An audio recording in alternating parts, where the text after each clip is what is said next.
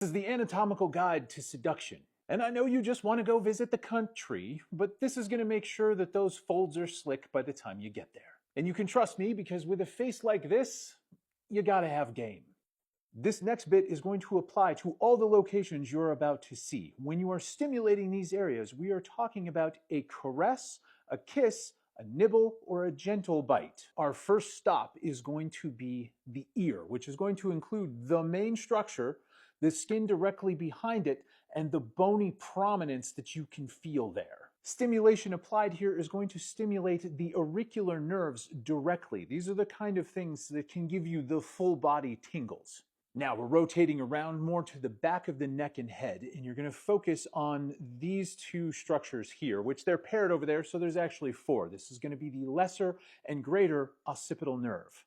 This area includes the one exception to those first stimulation rules, because you may include a little gentle hair pulling, and you may even grip the back of the head as you pull them in toward you. But again, kisses, nibbles, and bites done properly can elicit whole body reactions. And treat this stuff like combo moves. It's not just one area at a time. You're going to move continuously, say from the ear all the way down to, say, the tip of the shoulder. I want you to pay attention to this long wire that's running down through here. This is called the subtrapezial plexus. You can think of this one like a secret area or a warp zone because a lot of people have never had any stimulation down the edge of their scapula, and this can be like a crowd pleaser. Like, I think if done properly, you could make someone ovulate.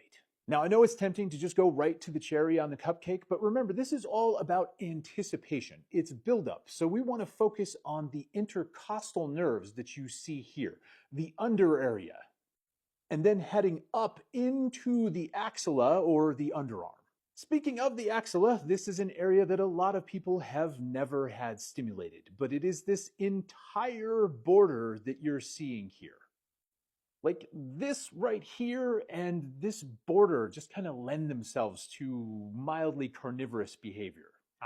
The dimples of Venus are kind of a given, but this area actually includes the entire beltline, or maybe more where like low-rise jeans sit. When you're around on the front, I want you to pay special attention to this bony landmark right here. It's called the anterior superior iliac spine, and these plexuses of nerves that are coming out. When you stimulate this area, it can be really good. Now, I know it looks like we're going straight to the mortal portal, but it's not time for that yet. We are building anticipation, sir. Let me introduce you to the labial nerves. Yes, they really are this high up. It's in the crease of the hip. Stimulate these properly, and you might get the "I want you now" response. Is it getting a little warm in here? Are you warm? Now, these next two areas are a little more individualized, but if you use them and they like them, they're going to remember you for a long time. That is going to be the popliteal fossas, the back of the knee, maybe combined with a little upward motion. And our final stop is going to be some foot moves, actually ankle moves. This is going to include the lateral malleolus and the medial malleolus, which are literally just the outer and inner parts of the ankle. The best part's always at the end, so I'm glad you stayed, because a woman's ability to get aroused, even their ability to actually visit O-Town, depends a lot on their mental state.